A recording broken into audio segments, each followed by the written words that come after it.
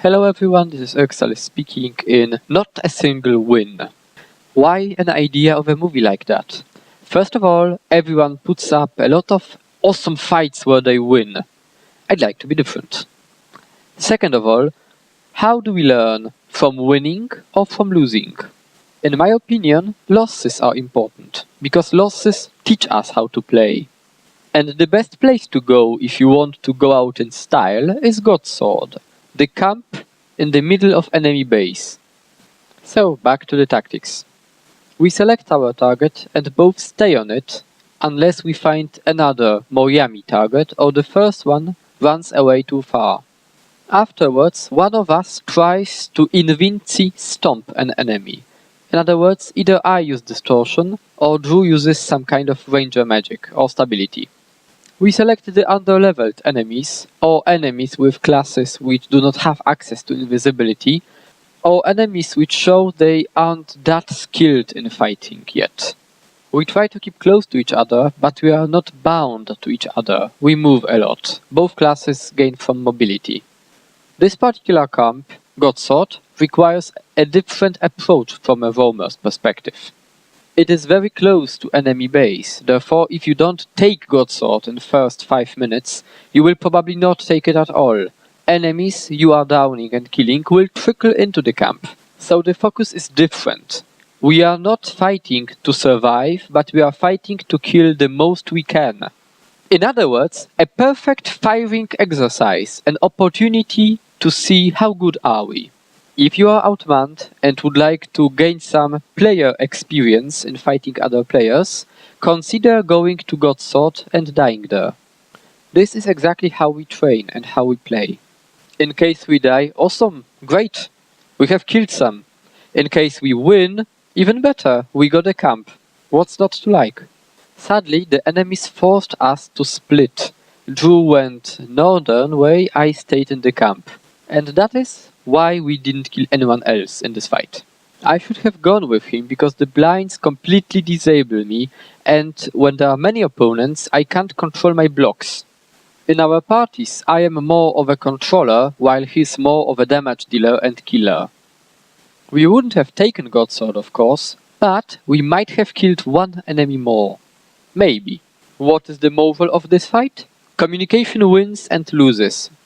We started losing from the time the targets were not set properly, and before that, we had no problems in fighting.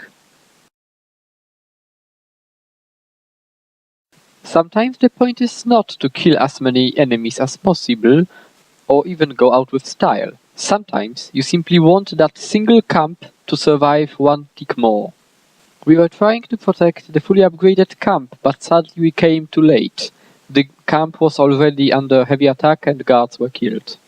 Camp protection requires not using too much invisibility and moving a lot, especially around those arcs and pillars, so enemies can't really get a clear shot on you. Instead of dealing damage, you want to take the least damage possible and buy as much time as possible, so guards start respawning and your fallen allies can come here to you and help you. Every enemy forced to move away is a success. Every minute bot is a success. This time we are quite outmanned and enemy forces are coordinating well and more numerous. Guards can't make a dent. As we are not partied as defenders of this camp, we can't really coordinate with each other and we can't select targets. I think they are selecting targets, but as I don't know what are they doing, I can't help them and I am mostly a support. Due to hit point changes, this one was identified to be under attack by at least Alaric, so I could disenchant him. Sadly, I have made a mistake and tried to stomp him, which resulted in me being stomped. What is worse, me being downed resulted in Hex trying to resurrect me, and Hex got downed too. Of course, I ran here as fast as I could, but this was a fail I shouldn't have made. Imagine a hilarious situation. Sitting at my parents-in-law on a couch, with my laptop on my legs, with my trackball on the rightmost side of the keyword, and fighting in Gw2. In short, in this clip I play so bad it isn't even funny. But that is why it is worth to put it up, because it shows that even if none of the players is some kind of awesome expert, the game will still be efficient if we coordinate and play together. So please feel free to laugh at me because this clip is so embarrassing. I don't have words for that. Sorry, Drummer this miser, I failed you in this one. So, Ballista Mastery 2 allows you to do this stuff I did a moment ago with this Bradford high damage and general killing people. As on trading post Ballistae cost below 1 silver, expect to see more of them in our movies. Of course, everything which is good comes to an end, and Aurora Glade invaders attack me from behind. So now we have a three-way fight. Millers, whose godsword it is, us, and Aurora Glade behind us. Of course I can always rely on my party mates, so I get rallied. They killed something. It was quite close. And now it's time to observe a fail after a fail. The mass invisibility and mass interrupt were the only good things I have done, I think, in this situation. But then blood frenzy in the air, because air is dangerous. While my allies happily fight against both Millers and Aurora Glades, and everyone attacks everything, I press random keys because I can't access anything really, and then the best part comes. I started healing Supervisor, reviving Supervisor, and I can't stop reviving a Supervisor, I can't move at all, so I need to teleport. Mardis is a Venom thief, and we've got all those awesome Venoms, Basilisk Venom, enemies are completely petrified and they can't do anything, and I stand there and heal a Supervisor. Awesome.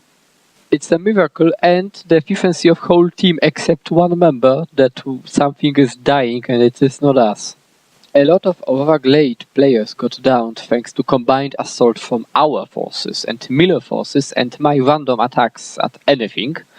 And then I try to stomp. And completely fail at stomping, getting downed, and by pure luck I wasn't the one who got stomped by Miller's player. And then a fatal mistake on my part. I shouldn't have killed the Aurora player, I should get downed and rallied of him. Fortunately, this clip ends here and I die, not being able to embarrass myself even more. It's good to have a good team, right? Why did I put it up? Because you won't play worse than I did play in this clip, really.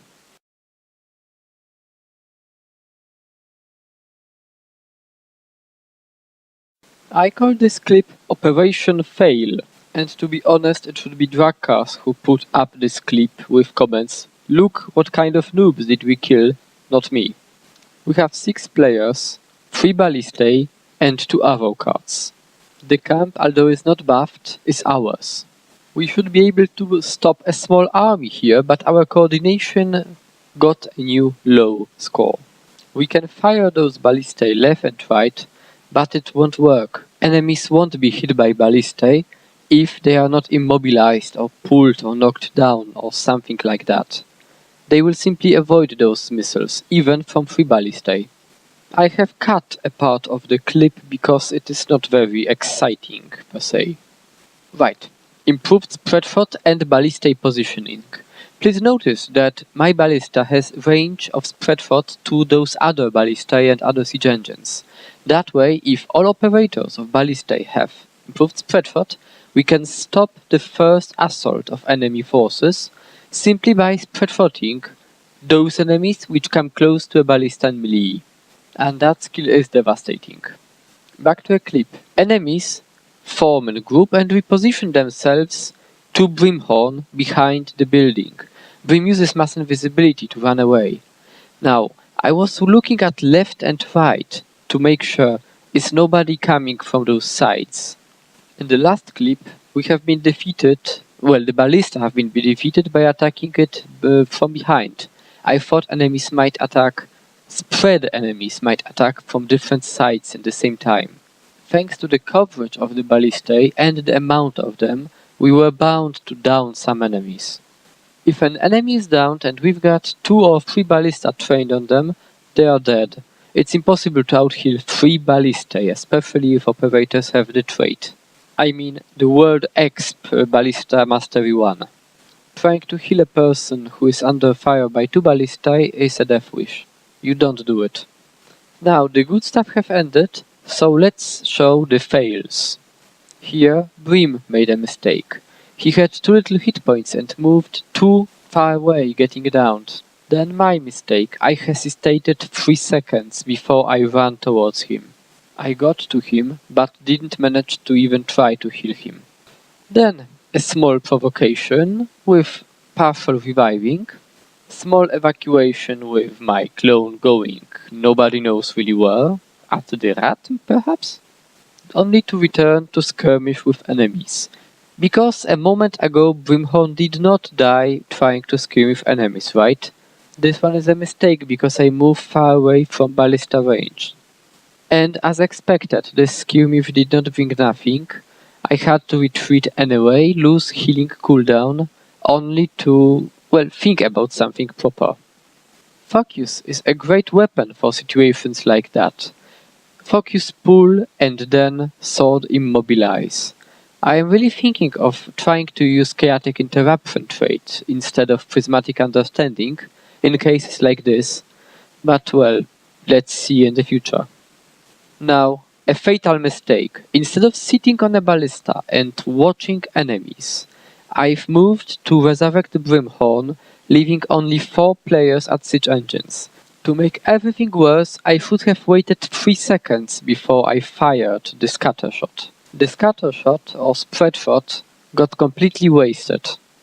There were more of them than us, of course, but we had siege engines and camp on our side, and they didn't. They didn't even attack us from side. It was a normal charge against which ballista is designed. So yeah, look at this clip to remember how not to use ballista to defend a camp. I think we've done everything wrong which could have been done wrong. A Drakkar commander near a Drakkar keep. It's obvious there's only one thing we can do. Charge! One guy even ported away to base seeing 3 of us charge.